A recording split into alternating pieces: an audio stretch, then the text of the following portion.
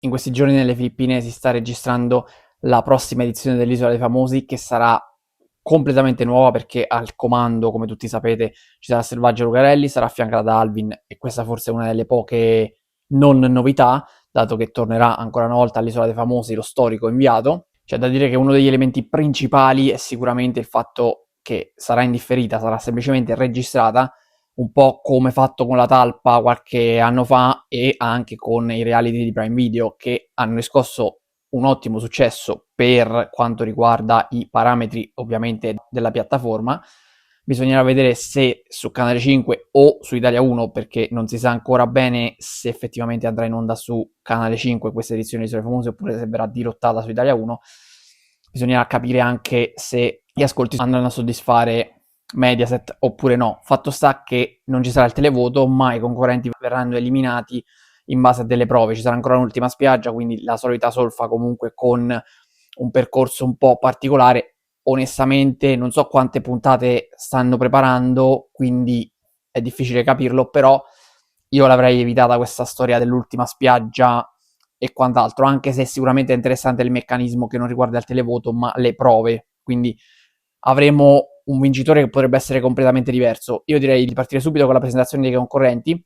Bene o male sono i nomi che sono usciti nei scorsi giorni, adesso nuovo li ha confermati praticamente tutti, a parte qualcuno che manca, tipo Raffaella Fico, che a quanto pare non ci sarà. Ebbene, partiamo dalle donne. Ovviamente uno dei nomi di punta è Zeudi di Palma. Perché è un nome di punta?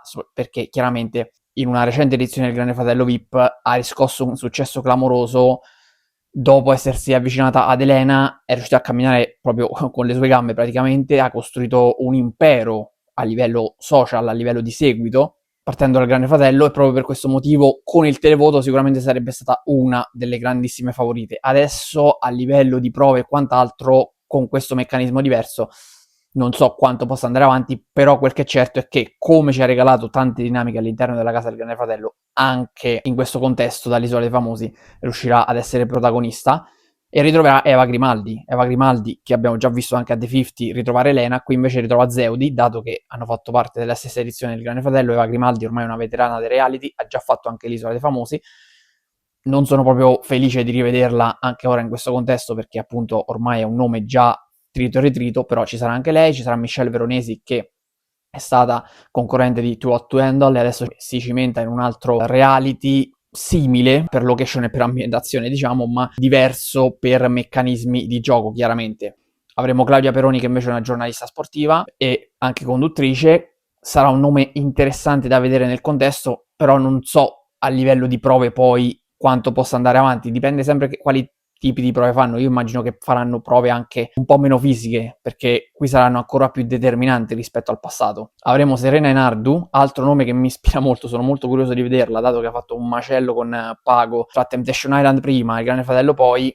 Adesso ce la ritroviamo qui, quindi io sono molto molto curioso di capire Serena Enardu cosa sarà in grado di fare all'interno di un reality in cui finalmente sarà protagonista praticamente da sola e non con un compagno questa volta. Un programma in solitaria, adesso c'è riuscita e quindi dovrà per forza di cose rispettare le aspettative, ma io credo che ce la farà abbastanza bene. Avremo Martina Maggiore, che invece è l'ex fidanzata di Cesare Cremonini. Onestamente non so cosa aspettarmi da lei perché non la conosco in generale e quindi sarà un nome tutto da scoprire. Danny Mendez invece è una modella che adesso si avvicina a questa esperienza dell'Isola dei Famosi, anche su di lei con molti dubbi, insomma, sul fatto che non abbia mai partecipato ad un reality, se non sbaglio, quindi non è che la conosca più di tanto. Ci sarà Anna Luca Stoldi, che è la figlia di Morgan, e quindi se rispetta i presupposti del padre, tra l'altro ha anche partecipato a Ballando con le Stelle, quindi se rispetta, insomma, quelle che sono le linee di carattere del padre, potrebbe veramente regalarci dei confronti molto accesi e degli spunti molto interessanti all'interno dell'Isola dei Famosi e del programma, quindi mi aspetto tanto anche da lei.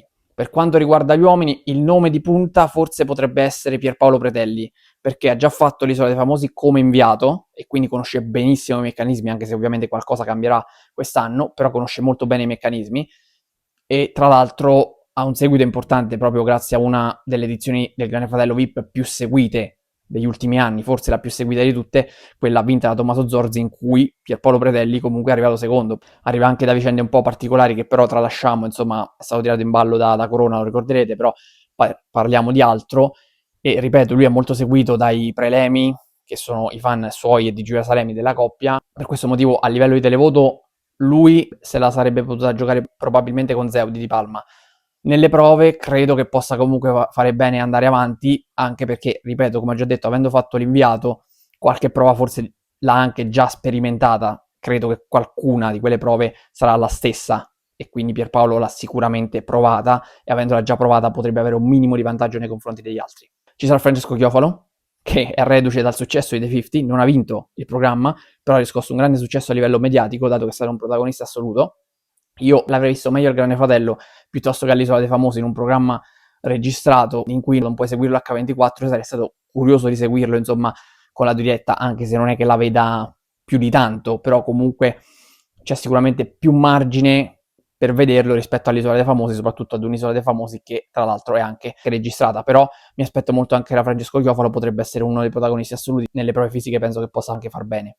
Ci sarà Patrick Repugliese, altro nome molto importante a livello di reality, dato che ha fatto 3 edizioni del Grande Fratello, adesso si cimenta invece in un reality diverso, l'Isola dei Famosi, lui è anche un nome che abbiamo già visto, ma quantomeno adesso lo ammireremo in un contesto diverso e sono molto curioso di vedere cosa riuscirà a fare all'Isola dei Famosi e non all'interno del Grande Fratello, visto che questa volta non è il pubblico a decidere se portarlo in finale o meno, visto che arriva sempre in finale, ma dovrà arrivarci con le sue sole forze. Flavio Birti, invece ex tentatore di Temptation Island, l'anno scorso l'abbiamo visto grande protagonista, poi è arrivato anche a Uomini e Donne, quindi si è ritagliato il suo spazio televisivo alla grande partendo da Temptation Island e avendo un ruolo che in teoria doveva essere marginale come quello del tentatore, poi è stato bravo lui a ritagliarselo sempre di più lo spazio lì nel programma per arrivare poi a Uomini e Donne e adesso all'Isola dei Famosi, quindi sicuramente anche lui vorrà essere protagonista, l'ha dimostrato dovunque è andato e anche qui cercherà di ritagliarsi il suo spazio.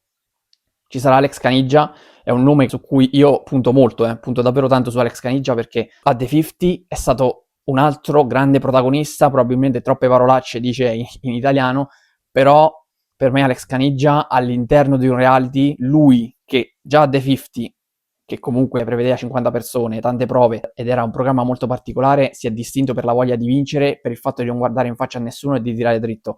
Qui all'Isola dei Famosi, dove c'è proprio una convivenza più lunga, sono molto curioso di vederlo perché secondo me gli salteranno anche i nervi e anche lui li farà saltare agli altri. Alex Caniggia da The 50 ritroverà il Musazzi, un altro grande nome per quanto riguarda il programma di Prime Video che adesso ritroviamo sull'Isola dei Famosi. Il Musazzi ha sempre detto che i reality non li avrebbe mai voluti fare, almeno per quelli in diretta, perché altrimenti sarebbe stato censurato, l'avrebbero buttato fuori subito. Adesso ha fatto un reality registrato come The 50 e ora si ritrova invece a registrare l'Isola dei Famosi.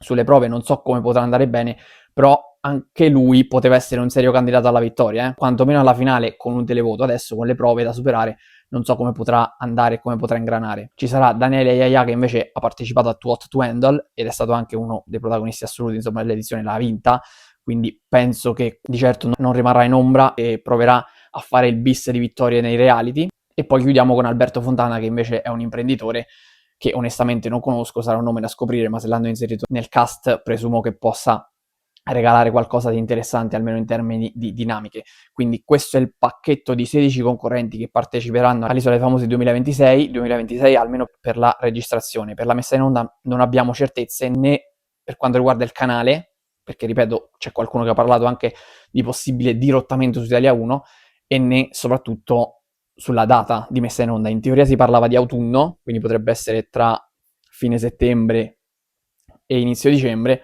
ma non è da escludere che poi ci possa essere un ulteriore rinvio, quindi su questo poi se ci saranno novità proverò insomma ad aggiornarvi. Per oggi è tutto, vi do appuntamento alla prossima puntata di Forsinet. Ciao a tutti.